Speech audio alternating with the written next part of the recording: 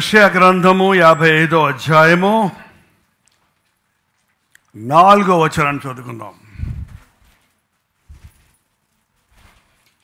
ఇదిగో జనములకు సాక్షిగా అతను నియమించితిని, జనములకు రాజుగాను అధిపతిగాను అతను నియమించితిని. నీవెరుగని జనులను నీవు పిలిచెదవు, నిన్నెరుగని జనులు యెహోవా నిన్ను మహిమపరచగా చూచి నీ దేవుడైన యెహోవాను బట్టి, ఇశ్రాయేలు పరిశుద్ధ దేవుని బట్టి నీ యొద్దకు పరిగెత్తి వచ్చెదరు. దేవుడు వాగ్దానాలు ఇస్తాడు. ఎంతమంది దేవుని దగ్గర నుంచి వాగ్దానాలు సంపాదించుకుంటున్నారు అంటే, 37వ తారీఖున ఇచ్చారు కదండి, అది మా బైబిల్లో పెట్టుకున్నామంటారేమో. That is different. మీ వివాహ విషయంలో, మీ ప్రయాణాల విషయంలో, మీ చదువు విషయంలో, మీ కెరియర్ విషయంలో, మీ వ్యాపారాల విషయంలో, మీరు చేసే ప్రతిదీ దేవుని యొక్క చిత్తములో చేయనట్లుగా దేవుని వాగ్దానాల మీద ఆధారపడి బ్రతకటం విశ్వాసిగా నేర్చుకోవాలి. విశ్వాసులు వెలిచూపును బట్టి గాక విశ్వాసమును బట్టి మనం బ్రతకాలి. మన లెక్కలు వేసుకొని కాదు, మన యొక్క పరిస్థితులను చూసుకొని కాదు, మన యొక్క శక్తిని చూసుకొని కాదు, మనకున్న బంధుబలగమును చూసుకొని కాదు, మనకున్న ధనబలాన్ని చూసుకొని కాదు, దేవుని ప్రణాళికలు ఎరుగునట్లుగా దేవుడు చెప్పింది చేయటం ఒక వ్యక్తి నేర్చుకున్నప్పుడు ఆ వ్యక్తి జీవితం దీవించబడుతుంది. ప్రతి ఒక్కరి కొరకు దేవునికి ప్రత్యేకమైన తలంపులు ఉన్నాయి.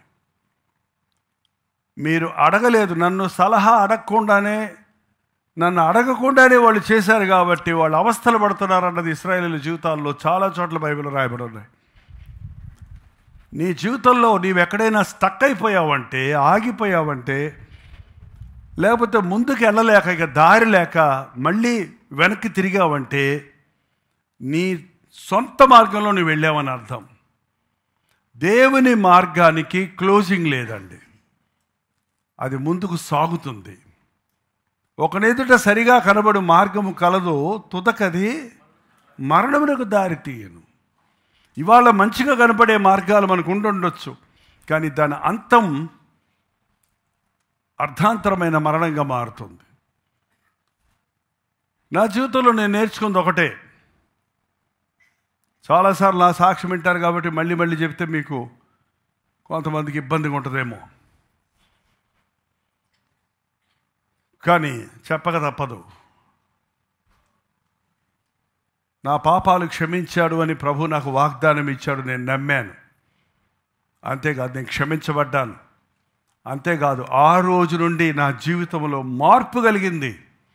ఆ పాత పాపాలు మరలా నన్ను వెంటాడలేదు. మళ్ళీ ఆ పాత పాపాల్లో నేను పడలేదు. 1977 సంవత్సరం ఫిబ్రవరి 15వ తారీఖు అని చాలాసార్లు చెప్పాను. ఆ రాత్రి ప్రభు నా గుండెను, హృదయాన్ని మార్చాడు. ఆ రోజున నా పాపాన్ని క్షమించాడు, నాకు వాగ్దానం ఇచ్చాడు. అది ఎలా ఉంటుంది అని అడిగితే, నెత్తి మీద 10 బస్తాలు, సిమెంట్ బస్తాలు పెట్టి అది దింపిన తర్వాత ఎలాగుంటుందో మీరు చెప్పండి, అప్పుడు నేను ఇది చెప్తా. ఎట్లుంటుందండి? ఏమన్నా చెప్పుకోవచ్చు, హాయిగా ఉంటుంది అనొచ్చు, అబ్బా ప్రియుగా ఉందనొచ్చు, ఏమన్నా అనొచ్చు. ఏంటంటే, నీ నెత్తి మీద సిమెంట్ బస్తాలు ఉన్నాయా, తీసేశారా అని పాస్టర్ గారు వచ్చి చెప్పక్కర్లా, ఎదుటి మనిషి వచ్చి చెప్పక్కర్లా. తీసిన అనుభవం నీకే తెలుస్తుంది. రక్షణ అనుభవం అనేది అదే. ఆ సంతోషం ఏంటి అంటే, అది అనుభవించినోడికి యెహోవా ఉత్తముడని రుచి చూచి తెలుసుకున్నాడు. ఎంతమందికి మీ పాపాలు క్షమించబడ్డాయని మీకు నిశ్చయిత ఉంది? కొంతమందికి పాపమే లేదు కాబోలు. ఇక క్షమించబడతాం ఏంటంటే, అసలు మేము పాపం చేయలేదు అనుకుంటే మనం అబద్ధికులం. ఏ భేదము లేదు, అందరూ పాపము చేసి దేవుడు అనుగ్రహించో మహిమను పొందలేకపోతున్నాడు. ఇంకా మీకు ఆ అనుభవం లేకపోతే, నా పాపాలు క్షమించబడ్డాయి, క్రీస్తు రక్తంలో నేను కడగబడ్డాను అనే అనుభవం లేకుండా ఊరికే క్రైస్తవుడిగా ఉన్నానని సంతోషపెడతాం వల్ల ప్రయోజనం లేదండి. బాప్తీసం తీసుకుంటే సరిపోదండి, మందిరానికి వచ్చి వెళ్తుంటే సరిపోదు. వ్యక్తిగతంగా నీ ప్రభువుతో నువ్వు కనెక్ట్ అవ్వకపోతే దయచేసి ఈరోజే మీరు ఇంటికి వెళ్ళి మీ హృదయాన్ని దేవునికి అప్పగించండి. దేవుడి యొక్క వాగ్దానాన్ని పొందండి. ఒకటి రక్షించబడటం ఒక వంతు. రక్షించబడిన తరువాత ఎందుకు మనల్ని దేవుడు రక్షించాడు? ఎందుకంటే ఇంకా రక్షించబడని వాళ్ళు చాలామంది ఉన్నారు, మిలియన్స్ ఆఫ్ పీపుల్ ఉన్నారు. ఇంత గొప్ప రక్షణ పొందింది నీకు దొరికిందంటే నిన్న ఆయన ఎన్నుకున్నాడు, కోరుకున్నాడు, నిన్న ఆయన కడుక్కున్నాడు. ఎందుకోసం? నువ్వు కొనుక్కుంటావు ఒక వస్తువుని షాపింగ్కి వెళ్ళి, ఎందుకోసం? వాడుకోవటానికి. దేవుడు కూడా వాడుకోవటానికి కొనుక్కున్నాడు. మనం కొత్తగా సంసారం పెట్టేవాళ్ళు చూడండి, కొనుక్కుంటారు. అన్ని కుక్కర్లే కొనుక్కుంటారా? కుక్కర్ కొంటారు, దోశ ప్యాన్ కొంటారు, ఏంటంటే మిల్క్ కుక్కర్ కొంటారు. ఒకటి పొట్టుకుంటుంది, ఒకటి పొడుగుంటుంది, ఒకటి ఖరీదు ఎక్కువ ఉంటుంది, ఒకటి ఖరీదు తక్కువ ఉంటుంది, ఒకటి రోజు వాడేది ఉంటుంది, ఒకటి అప్పుడప్పుడు వాడేది ఉంటుంది. బంధువులు వచ్చినప్పుడు కోసం పెద్ద కుక్కర్ ఒకటి కొంటారు, పెద్ద గిన్నె కొనుక్కుంటారు, 4 గ్లాసులు కొనుక్కుంటారు, 2 ప్లేట్లు కొనుక్కుంటారు. అవి కాకుండా మళ్ళీ గాజు ప్లేట్లు కొంటారు, పింగాణి ప్లేట్లు కొంటారు, మంచి మంచి కప్పులు కొంటారు. ఎందుకు? ఆ కప్పులు బీరోలో పెట్టి ఉంటాయంట. ఆ బీరువాలో కప్పులు ఉంటాయి అలాగే. ఇప్పుడు అన్న సంవత్సరాలకు ఒకసారి ఎవరైనా వస్తే తీస్తారు, లేకపోతే కొంచెం వాళ్ళు కూడా పాటు చేస్తారు, తీరు అట్టుకుంటే అంతే. మాకు ఉన్నాయని చెప్పుకోవడానికి. కొన్ని ఏమో రోజు తాగి కడిగి కడిగి కడిగి నా మూతి అరక్కొడతాడారే, వాళ్ళు వాడుకోకూడదా అంటదంటది. రోజు నన్నే పెడతారే, రోజు నన్నే పెట్టి మాడుస్తారే. ఆ బల్ల మీద పెట్టేదాన్ని చూడు ఎంత చక్కగా నీట్గా తుడిచి, పేపర్తో తుడిచి మళ్ళీ లోట పెట్టుకుంటారు. నన్నేమో ఇట్లా వాష్ బేసిన్లో పడేస్తారే. ఏంటండి, కొంతమందిని దేవుడు అలాగా మాడబెట్టేటట్టు కోరుకుంటాడు, కొంతమందిని కూర్చుండి పెట్టుకుంటాడు. ఆయన ఇష్టం అది. నీకేంటి? కుమ్మరి వాడిని నన్ను ఎందుకు ఇలా చేశావని అడగగలదా? ఆ మట్టి మొత్తం తీసుకొని కుమ్మరి తన మనసులో ఏమనుకున్నాడో దాన్ని తగినట్టుగా రూపించుకుంటాడు. కొన్ని కూజాలుగా చేస్తాడు, కొన్ని దాఖలుగా చేస్తాడు, కొన్ని కుండలుగా చేస్తాడు, కొన్ని మూతలుగా చేస్తాడు. అన్నిటినీ ఆయా పనుల కొరకు నియమిస్తాడు. కొన్ని ఎక్కువ వాడబడతాయి, కొన్ని తక్కువ వాడబడతాయి, కొన్ని అందంగా ఉంటాయి, కొన్ని అంతవిహీనంగా ఉంటాయి. కానీ అన్నీ వాడబడుతున్నాయి. మనం కూడా అందరూ ఒకలాగా ఉంటాం. అందరినీ కోరుకుంటున్నాడు. ఎందుకొరకు నిన్ను కోరుకున్నాడో అందుకొరకు నువ్వు బ్రతకాలి. ఏంటండి, పాస్టర్ జైపాల్ని కోరుకున్నాడు, నన్ను కోరుకున్నాడు కాబట్టి నేను కూడా ముందు సూట్ వేసుకొని టై కట్టుకుంటాను, నేను కూడా చర్చి కట్టేస్తాను, నేను కూడా సోషల్ మీడియా పెట్టేస్తాను అనేవాళ్ళు ఇప్పుడు ఎక్కువ అవుతున్నారే. కానీ దేవుడి చేతుల్లో ఎలా వాడబడాలి, దేవుడు హెచ్చించే కొనిది ఎలా హెచ్చిస్తాడు. కొంతమంది నన్ను హెచ్చించడం లేదు అనుకుంటున్నారేమో. కొంత ప్రబలమవుతున్న మినిస్ట్రీని చూసినప్పుడు వాళ్ళు ఎక్కువ ఆశీర్వదిస్తున్నాడు దేవుడు, మనల్ని తక్కువ ఆశీర్వదిస్తున్నాడు అనుకుంటుంటాం. కానీ ఎక్కువ తక్కువలు మానవ దృష్టిలో కానీ దేవుని దృష్టిలో చెప్పాను కదా, నమ్మకత్వం. ఆ ఒక తలాంతి ఇచ్చినోడికి ఎందుకంత ఒళ్ళు మండింది? ఏంటంటే ఒళ్ళు మండిందా? మండకపోతే వాడికి ఎంత మండి ఉండకపోతే దేవునితో మాట్లాడేటప్పుడు నువ్వు కఠినుడివి అంటాడు. వీడు కఠినుడై ఎందుకు వాడికి ఎందుకు 5 ఇచ్చావు, వీడికి ఎందుకు 2 ఇచ్చావు, నాకెందుకు 1 ఇచ్చావు? అది ఎందుకు ఇచ్చారనే సమాధానం అక్కడే ఉందండి. వారి వారి సామర్థ్యతను బట్టి దేవుడు వారికి, యజమాని వారికి ఇచ్చాడు. దేవుడి ప్రణాళికలో దేవుడు అందరికీ ఇస్తున్నాడు. నీ సామర్థ్యతను బట్టి, నీ యోగ్యతను బట్టి, నీ నమ్మకత్వాన్ని బట్టి, నీకున్న బలం ఎంత శక్తి ఉందో అంత. పెద్దోడి నెత్తిన 10 కేజీలు మూట పెడతావు, పిల్లోడి నెత్తిన నేను కూడా మోస్తానంటే 10 కేజీలు పెడతావా? వాడు చేతుల బాల్లో చిన్నది కట్టి అది పెడితే అదే ముక్కుకుంటూ నడుపుతాడు. వాడి కెపాసిటీకి అదే గొప్ప. అలా దేవుడు నీకు ఏది మొయ్యమన్నాడో మొయ్యి, ఏది చేయమన్నాడో చెయ్యి, కానీ అది ఇది చూసుకోవాల్సిన అవసరం లేదు. ఆయన మెచ్చుకున్నప్పుడు వచ్చినప్పుడు 5 ఇచ్చినోడిని 2 ఇచ్చినోడిని ఒకేలాగా మెచ్చుకున్నాడు. స్పష్టంగా చెప్పాడు, ఇక నుంచి నువ్వు వెళ్ళి వాడి దగ్గర ఉండటం కాదు, జీతానికి పనిచేయటం కాదు, ఫెసిలిటీస్ ఎత్తుక్కోవటం కాదు, రెడీమేడ్ సంఘానికి పాస్టర్ కాదు, మళ్ళీ ఆ పాస్టర్ గారి పరిధిలో నువ్వు ఉండాల్సిన అవసరం లేదు. నేను నిన్ను రాజుగా చేస్తున్నాను, అధిపతిగా చేస్తున్నాను. మరైతే రాజుకి ఏముండాలి? రాజు కిరీటం ఉంటే సరిపోద్దా? అందరూ పెట్టేసుకోవచ్చు కిరీటం, ఏముంది? రాజుకు రాజ్యం ఉండాలి కదండి. మరి నేను ఏమి రాజా? నన్ను రాజుని చేయడం ఏంటి? నాకు అది సంఘమే లేదు. అప్పుడు నాకు అమ్మాయిని ఇవ్వాల్సి వచ్చిన మామగారు ఏమన్నాడంటే, ఆయనకి ఫారెన్ సపోర్ట్ ఉందా అని అడిగితే లేదన్నారంటే, మా అమ్మాయిని ఎట్లా పోషిస్తాడు? మరి సంఘం ఉందా? సంఘం లేదు. మరి అట్టయితే ఎట్లా? ఏంటండి, దేవుడు ఉన్నాడు అంటే ఆ ఊరకబులు చెప్పకండి. కొంచెం లింగరగయ్యాడు మా మామగారు. ఏంటండి,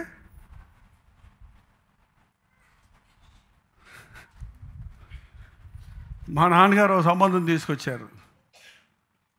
పెళ్లి చూపులు రారా రారా అంటే, వద్దు నాన్న అంటే రారా రారా. అబ్బా, నా అన్న గొడవ పడలేకపోతున్నానని తండ్రి మాటకు లోపడాలని వెళ్ళాను అంతే.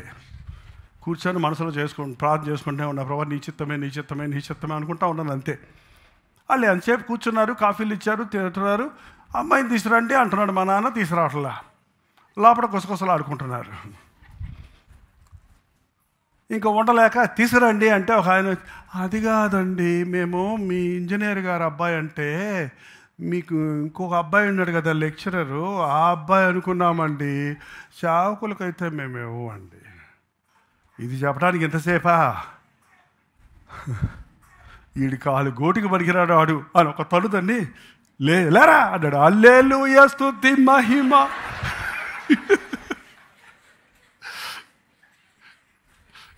లెక్చరర్లు కావాలి, డాక్టర్స్ కావాలి, ఇంజనీర్లు కావాలి. సేవకుడైతే భార్యను పోషించుకుంటాడు. ఇప్పటికీ అదే గొడవండి. సేవకురా అంటే నా భార్య ఒప్పుకోదు, సేవకురాడంటే మా అమ్మ నాన్న బతుకు పాడైపోతురా. ఎందుకు పాడవద్దండి? ఎందుకు పాడవద్దండి? దేవుని చిత్తం చేస్తే నేను పాడేయనా?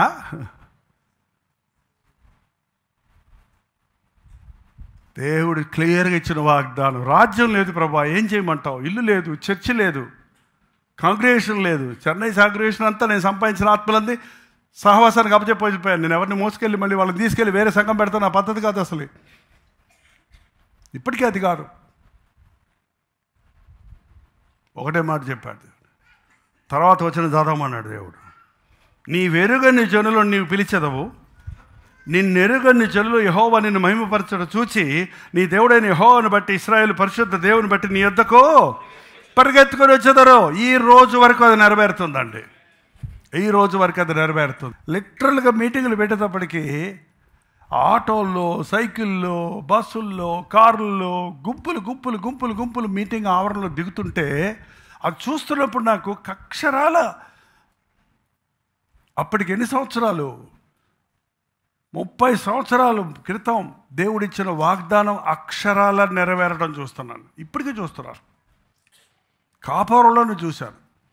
చిన్న ఇంటిలో కూర్చొని, గుడిసెలు ఇది, నోబడి నోస్ అబౌట్ జైపాల్ అంటే ఎవ్వడికి తెలియదు అసలు. తమిళనాడులో ఉన్నాం కదా.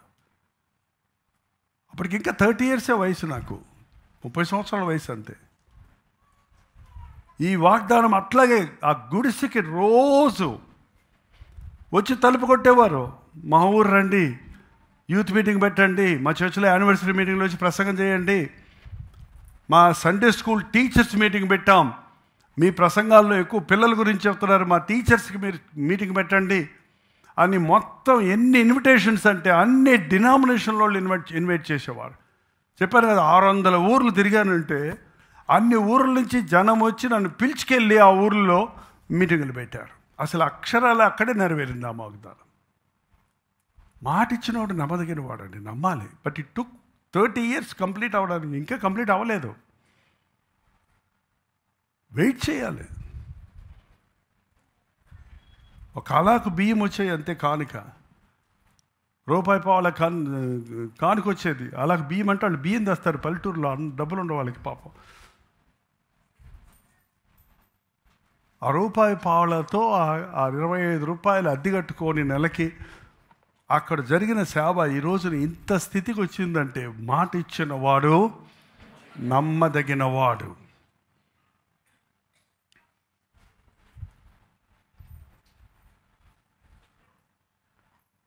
నాకే అర్థం కావట్లేదు దేవుని గొప్పతనం, నాకే అర్థం కావట్లేదు.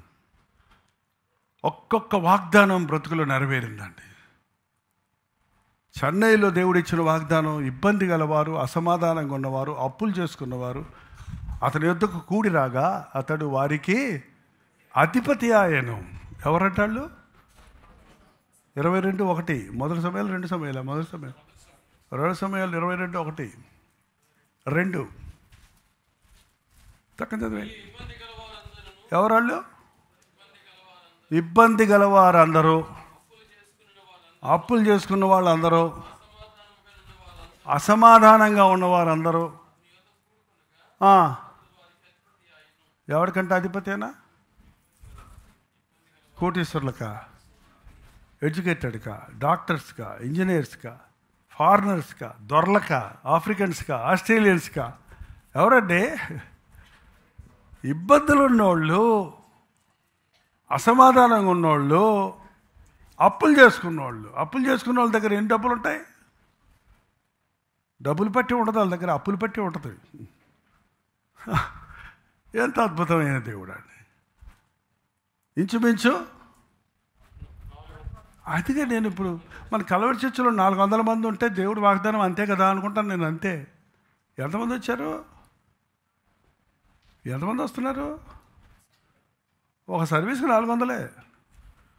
ఏంటండి? అప్పులు తీరిపోయారుకోండి చర్చిలో ఉండరు వాళ్ళు. ఇబ్బందులు తీరిపోయాయనుకోండి, భార్య భర్తలు ఒకటయ్యారనుకోండి, వేరే కుంపటి పెట్టేస్తారు. వాళ్ళకి సమాధానం దొరికిందనుకోండి ఇంకంతే తుర్ర. అందుకనే ఎప్పుడు ఇంతే ఉంటారు స్టాగ్నెట్గా. కొంతమంది ఉన్నారు అప్పులు తీరినా, అప్పులు ఉన్నా, కష్టాలు ఉన్నా, అన్నిటికీ సమయం ఉంది, నా దేవుడు నాకు చేస్తాడని విశ్వాసం కలిగిన వాళ్ళు ఓ బంచ్ ఆఫ్ పీపుల్ ఎప్పుడూ ఉన్నారు. ఒక్కొక్క సీజన్లో ఉన్నారు. కొంతమంది మాత్రమే స్టార్టింగ్ నుంచి ఇప్పటివరకు ఉన్నారండి. ఇంకా I very proud out them. వాళ్ళ గురించి చాలా సంతోషపడతాను నేను. ఎప్పుడు వాళ్ళని చూసినప్పుడు ఆనందం కలుగుతుంది. కానీ చాలామంది ఇట్స్ ఓకే. మన పిల్లలు మనం పెంచి పెద్ద చేస్తాం, వాళ్ళ మీద ఎన్నో ఆశలు పెట్టుకుంటాం. వాళ్ళు మనతో ఉంటారా? ఉండరండి. అంతే. దేవుని బిడ్డలు కూడా అంతే. మనం ఎందుకు ఒకళ్ళ మీద ఒకే వ్యక్తుల మీద ఆధారపడాలి? ఇంకొకళ్ళు ఇస్తాడు దేవుడు, ఇంకొకళ్ళు ఇస్తాడు. అలా ఇస్తూనే ఉన్నాడు ఈ పరిచయంలో. అలా డిఫరెంట్ మినిస్ట్రీస్ వెళ్తూనే ఉన్నాయి. పొద్దు నుంచి మీరు కొన్ని మినిస్ట్రీస్ చూపించారు, వెళ్తూనే ఉన్నాయి. కానీ మాట ఇచ్చిన వాడు, నేను చెప్పేది ఏంటంటే ప్రతి దానికి సమయము ఉంది. నా కాలగతులు ఎవరి చేతుల్లో ఉన్నాయి? దేవుడి చేతుల్లో ఉన్నాయి. ఎప్పుడు ఎక్కడ ఉండాలి, ఏ విధమైన మినిస్ట్రీ చేయాలి, ఆ మినిస్ట్రీలో ఎవరిని సహాయకులుగా చేయాలి, ఎవరిని వాడుకోవాలి, అందుని బట్టి నేను దేవుడిని స్తుతిస్తున్నాను. దేవుడు మాట ఇచ్చిన వాడు నమ్మదగిన వాడండి. ఆయన మాటలు ఖచ్చితంగా నెరవేరుతాయి. జైపాల్ ఫౌండేషన్స్ విషయంలో కూడా దేవుడు ఇచ్చిన వాగ్దానం, రేపో మాపో జైపాల్ ఫౌండేషన్ క్లోజ్ చేయబోతున్నాం. ఎందుకంటే నో ఫండ్స్. అందులో ఏమి 6 ఛానల్స్లో జరుగుతున్న 6 భాషల్లో, 6 ఛానల్ కాదు, ఎన్ని ఛానల్స్ కూడా చెప్పండి ఈసారి. 6 భాషల్లో జరుగుతున్న పరిచర్యలకు బిల్లులు కట్టడానికి కొన్ని లక్షలు కావాలి ఎవ్రీ మంత్. అది ఓన్లీ ఒక ట్రస్ట్గా అది రిజిస్ట్రేషన్ అయింది, కానీ నో ప్రాపర్టీస్, మనకేం ప్రాపర్టీస్ లేవు, మనకి ఏ విధమైన ఆస్తిపాస్తులు లేవు. ఆత్మలను ఇస్తాడన్నాడు అంతే. ఆత్మలను దేవుడు ప్రపంచమంతా ఉంచాడన్నది ఎక్కడికి వెళ్ళినా, ఏ ఊరు వెళ్ళినా మా అమ్మమ్మ గారు కూర్చోబెట్టి మా చిన్నప్పుడు చెప్పారు అని ఇవాళ వాళ్ళ పిల్లలు సాక్ష్యం చెప్తున్న దాన్ని బట్టి ఒకటే, ఇవాళ చిన్న మినిస్ట్రీ చూసుకొని దిగులు పడక్కర్లేదు. దేవుడు తన ఆత్మకార్యాన్ని జరిగిస్తూనే ఉన్నాడు. నా మాట ఊరక రాదు, అది తన క్రియ జరిగిస్తుందని చెప్పాడు. పిల్లలకు దీవెనకరంగా ఈ మినిస్ట్రీ చేస్తున్నాడు. ప్రభువునందు మీ ప్రయాస వ్యర్థము కాదని ఎరిగి ఎప్పటికీ నీ కదలని వారును స్థిరులనై ఉండి ప్రభువు కార్యాభివృద్ధి అందు ఆసక్తి కలిగి ఉండమన్నాడు. అంతే. ఓకేనండి, నేను ముగిస్తున్నాను. నిజంగా ముగిస్తున్నానండి. ఇందాక ప్రార్థనలో ఎంతో ఉంది చేయాలని ఆపుకున్నాను. టైం చూసుకొని మనసుతో ప్రార్థన చేస్తాం కదా ఆత్మలో. చెప్పడానికి నాకు గుండె నిండా ఉంది దేవుడు చేసిన మేళ్ళు. మీలో చాలామందికి తెలుసు, కొంతమంది తెలియదు. అసలు లైవ్లో ఉన్న వాళ్ళకి అసలు ఏమీ తెలియదు. కొంతమంది ఫాలో చేస్తున్నారు రెగ్యులర్గా. అప్పుడప్పుడు ఒక మొక్క చెప్తుంటాం కాబట్టి they know what it is. But నేను ఒకటే చెప్తున్నాను, నన్ను గురించి నేను చెప్పటంలో నన్ను ఒక సాక్షిగా పెట్టి మీ ముందు మాదిరిగా దేవుడు ఉంచి మీకు చెప్పమన్నాడిది చెప్తున్నాను. ఒకడు దేవుని చేతుల్లో తన జీవితాన్ని పెట్టుకుంటే దరిద్రుడు అవ్వడు, అడుక్కు తినడు, మోసపోడు, నష్టపోడు. దేవుని ప్రణాళికలో అడుగులేసుకుంటూ వెళ్ళిన వాడి జీవితంలో ఫలం ఉంటుంది, అభివృద్ధి ఉంటుంది, ఆశీర్వాదం ఉంటుంది. అందుకనే మళ్ళీ ఈ చర్చిలో మాటికి చెప్పేది, నీ పట్ల దేవుని చిత్తము ఎరుగు. నీ జీవితంలో జరిగిన ప్రతి సంఘటన దేవుడు తన నీ మేలు కొరకు మలుస్తాడు. అది ప్రయోజనకరంగా చేస్తాడు. కష్టాలు ఉన్నాయి నీ జీవితంలో, నిందలు ఉన్నాయి, అవమానాలు ఉన్నాయి, పోరాటాలు ఉన్నాయి, అనారోగ్యాలు ఉన్నాయి, ఆర్థిక ఇబ్బందులు ఉన్నాయి. ఇప్పుడు నేను ఎలా కనపడుతున్నా మీకు తెలియదు, కానీ ఈ 41 సంవత్సరాల మినిస్ట్రీలో ఎదుర్కొని పోరాటం అంటూ ఒకటి లేదు. అన్ని పోరాటాలు ఉన్నాయి. యాక్సిడెంట్లు అయినాయి, రోగాలు వచ్చాయి, సర్జరీలు జరిగాయి, కుటుంబంతో పోరాటాలు వచ్చాయి, బిడ్డలతో పోరాటం వచ్చింది. అన్నిట్లో కూడా దేవుడు తన ప్రణాళికలో మలుచుకొని, ఇప్పుడు నా పిల్లలు చెప్తారు, డాడీ మీ దగ్గర ఉన్నప్పుడు మీరు మమ్మల్ని పని చేయించుకున్నారు అనుకున్నాం మేము. మా డాడీ ఎక్కడికి వెళ్ళినాకుండా మా చేత పనులు చేయిస్తున్నాడు అంతే. మా కనీసం అన్నదన్నామని కూడా అడగరు. మీటింగ్కి వెళ్ళినప్పుడు అంతే కదా, మీతో పాటు మోసేవాళ్ళు కదా అందరూ. కానీ ఇప్పుడు ఏంటున్నారు, ఇప్పుడు మాకు తెలుస్తుంది ఆ రోజు మేము పని చేశాం కాబట్టి, ఆ రోజు మేము పొందిన అనుభవాలు ఈరోజు మేము నిలబడి పని సేవ చేయడానికి మాకు సహాయపడుతున్నాయి. ఆ రోజు మాకు అర్థం కాలేదు ఇన్ని కష్టాలు ఏంటని, కానీ ఈ రోజున ఆ కష్టాలలో ఉన్న ఫలితం ఏంటో ఆ జీవితంలోని మేము తెలుసుకున్నాము. అంతేనండి. దేవుడు మనకి నడిపిస్తున్న విధానాలు, కష్టాలు ఉంటాయి. ఆ కష్టాల్లో నిన్ను స్థిరపరుస్తాడు, బలపరుస్తాడు. తగిన సమయమందు ఆయన మిమ్మల్ని హెచ్చించినట్లు ఆయన బలిష్టమైన హస్తము కింద మీరు అణిగి ఉండండి అని బైబిల్ చెప్తుంది. తగ్గించుకోవటం, అణిగి ఉండటం మన పని, హెచ్చించటం, దీవించటం ఆయన పని. హల్లెలూయా. అవును అన్నవాళ్ళు లేచి నిలబడండి. My times are in his hand. అంతే, నా సమయము దేవుని చేతుల్లో ఉంది. నేను ఏమీ వర్రీ అవ్వక్కర్లా, ప్లాన్ చేయక్కర్లా, ఆత్రుత పడక్కర్లా. నాకు ఏది ఎప్పుడు కావాలో ఆయనకి బాగా, ఆయన్ని ప్రేమించే వారికి సమస్తమును మేలు కలుగుటకే సమస్తము జరుగుతాయి, కానీ కీడుకి కాదు. ఏ పరిస్థితుల్లో ఉన్నా మన రెస్పాండ్ ఏంటి, అదే మన యొక్క తెలుగు తమిళ వస్తే మొత్తం పోతుంది, తెలుగు ఇంగ్లీష్ వస్తే ప్రతిస్పందన ఏంటంటే మనం ఆయనకి నమ్మకంగా ఉండాలి. నమ్మకత్వం అనేది దేవుడు కోరుతున్నాడు. నీవు ఎంత చేశావు, ఏం చేశావు, ఎలా ఉన్నావు అన్నది అడగడు. నా మాట నమ్మకంగా, నేను అప్పచెప్పిన బాధ్యత, అధికారం, అవకాశాలు, తలాంతుల విషయంలో నువ్వు నమ్మకంగా ఉన్నావా? అందుకే ప్రభువా నన్ను ఒక నమ్మకస్తుడిగా చేయి, నమ్మకస్తురాలుగా చేయి, నమ్మకమైన సేవకునిగా చేయమని ప్రార్థన చేసుకుందాం. తలలు వంచండి. పరిశుద్ధుడా నీకు వందనములయ్యా. మాకెన్నో మేళ్ళు చేస్తున్నావయ్యా. రక్షించబాటి నుండి మా జీవితంలో జరిగే ప్రతిదీ నీ ప్రణాళికలోనే జరుగుతుందని, అది కీడైనా మేలైనా, అది జయమైనా అది ఓటమైనా, దానిని మా మేలు కొరకు మలచగలిగిన దేవుడిగా ఉన్నామని నిన్ను పూర్తిగా నమ్మటానికి సహాయం చేయ్యా. నీ వాగ్దానాలు నమ్మటానికి సహాయం చేయ్యా. నమ్మదగిన దేవుడు నాకు ఉన్నాడన్నది మా హృదయాంతరేంద్రియాల్లో నాటుకోవడానికి సహాయం చేయ. అన్యాయస్తుడు కాదయ్యా, మమ్మల్ని మర్చిపోయేవాడు కానే కాదయ్యా, మమ్మల్ని విడిచిపెట్టేవాడు కాదు కదా. ఎంతమంది మనుషులు విడిచిపోయినా, ఎంతమంది మనుషులు మర్చిపోయినా, ఎంతమంది ఇలా ఈ పరిస్థితులు మారిపోయినా మారని దేవుడుగా నీ ఉన్నందుకై వందనములయ్యా. నీ మీద మనసు పెట్టుటకు సహాయం చేయి. నీ మాట విని వడుకుటకు సహాయం చేయి. నీ మాట చొప్పున నాకు జరుగును గాక అని మమ్మల్ని మేము నీకు సమర్పించుకోవడానికి సహాయం చేయ్యా. నీ చేతుల్లో పెట్టుకుంటే మమ్మల్ని నీకు ఇష్టానుసారంగా వాడుకుంటావని, నీ గొప్ప ప్రణాళికలు నెరవేర్పులో నన్ను కూడా వాడుకో ప్రభువా. ఒక దాకలాగైనా వాడుకో, ఒక కుండలాగైనా వాడుకో, ఒక మట్టి పాత్రగానైనా వాడుకో అయ్యా. నీ చేతుల్లో వాడబడడానికి నాకు ఆశ దయచేయని, మమ్మల్ని మేము అప్పగించుకోవడానికి సహాయం చేయను.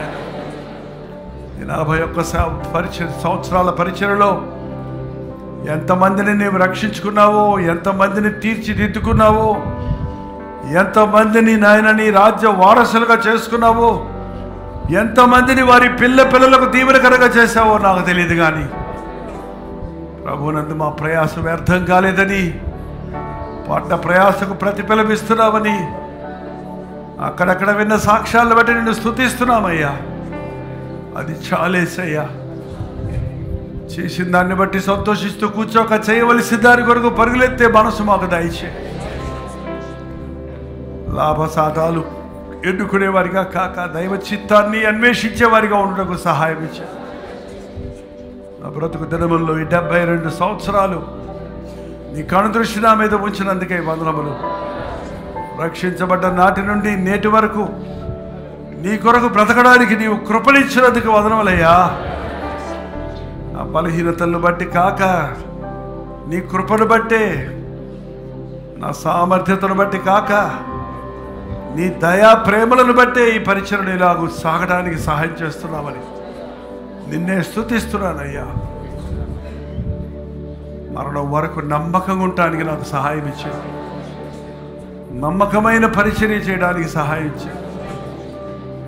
తప్పుడు సిద్ధాంతాలకు కానీ, తప్పుడు మార్గాల్లోనికి కానీ, నీ నామానికి సిగ్గు తెచ్చే పరిస్థితుల్లోనికి ఎన్నడూ ఈ పరిచర్యలు దిగజారిపోకుండా నీవు ఆశించిన స్టాండర్డ్స్లో ఆయన ప్రేమ, పరిశుద్ధత, ప్రార్థన, స్తుతి, ఆత్మల కొరకైన ఆశ, సువార్త ఎరగని స్థలాల్లో సువార్తను ప్రకటించాలనే కోరిక మాకు దయచేయి. ఈ పరిచర్యలను లేవనెత్తుకొని ఇన్ని సంవత్సరాలుగా నాతో పాటు శ్రమ, కష్టము, నష్టమును ఓర్చుకుంటూ ఈ పరిచర్యలో నీ చిత్తములో వాడబడుతున్న సహోదర సహోదరులను బట్టి వందనములయ్యా. చెన్నైలో ఉన్న ప్రియులను బట్టి వందనములు నాయన. ఇంకా ఆయా స్థలాల్లో ఉన్నప్పటికీ నిన్ను మరువక, నీ ప్రేమను మరువక, ఈ పరిచర్య ద్వారా పొందిన మేలులు మరువక కృతజ్ఞత కలిగి ఉన్న ప్రతి ఒక్కరిని బట్టి నిన్ను స్తుతిస్తున్నావు. ఎందరో పరిచర్యలు చేయిస్తుండగా వారి పరిచర్యలు నీవే దిద్దుము నాయన. వారి పరిచర్యలు నీ వాక్యానుసారంగా ఉండడానికి వారు కూడా నీ చేతుల్లో సిద్ధపడి నీ మాట విని వణికేవారు నీవు దృష్టిస్తావని, నీ ప్రణాళికలో ఉన్నవారు నీవు హెచ్చిస్తావని నిరూపించుకున్నావు నాయన. ఈ అంచె దినములలో ఎంత చేశామా అని కాక, ఎలా చేశామా అన్నది పరిశీలించుకోవడానికి, అంతవరకు నమ్మకంగా ఉండడానికి సహాయం ఇచ్చాయి. నిశ్చితమైతే 41వ సంవత్సరంలో ఈ పరిచర్యకు ఒక మందిరపు స్థలం విషయమై నీవిచ్చిన ప్రేరేపణ బట్టి అడుగుతున్నామయ్యా. నిశ్చితమైతే ఒక మందిరాన్ని దయచేయి. మరింతగా మేము ప్రార్థనలో స్థిరపడటానికి, మరింతమందికి ఆహ్వానించడానికి, మరిన్ని ఆ కార్యక్రమాలు మందిరంలో జరగడానికి ఒక మార్గాన్ని తెరవు. విన్నపములు విన్నదేవా, నీ సమయమందు సమస్తము చక్క చేసేదేవా, నమ్ముచున్నాము నాయన. అపనమ్మకము లేకుండా సహాయం ఇచ్చి నీ రాజ్యాన్ని, నీ నీతిని వెతికితే అన్నీ ఇస్తానన్నావు. ఈ సంఘములో ఉన్న ప్రతి విశ్వాసి జీవితంలో యుద్ధ వీరుడుగా, పరిశుద్ధ పౌరులుగా, నీ సాక్షులుగా బ్రతుకుటకు, వారి జీవితాల్లో సకల ఆశీర్వాదాలు పొందుటకు, మందిరంలో అడుగుపెట్టిన వారెవరూ పాప బంధకములలో ఉండకుండా, అప్పుల సమస్యల్లో ఉండకుండా, ఇబ్బందుల్లో పడి కృంగిపోకుండా, అతడు చేయనదంతయో సఫలమగువన్న మాట నెరవేరుటకు సహాయం ఇచ్చి, లైవ్లో వీక్షిస్తున్న వారిని దర్శించి, నా కాలగతులు నా దేవుని చేతుల్లో ఉన్నవన్న మాటను మా హృదయంలో నాటుకున్నటకు సహాయం చేయి. తగిన సమయమందు సమస్తము చక్కగా చేస్తావన్న విశ్వాసమును కృప అనుగ్రహించమని క్రీస్తు నామములో అడుగుచున్నాను తండ్రి. తండ్రి అయిన దేవుని యొక్క ప్రేమయు, కుమారుడైన క్రీస్తు యొక్క కృపయు, ఆదరణకర్త అయిన పరిశుద్ధాత్మ యొక్క సహవాసమును కూడి వచ్చిన మనందరికీ ఇప్పుడును సదాకాలము తోడయుండును గాక. ఆమేన్.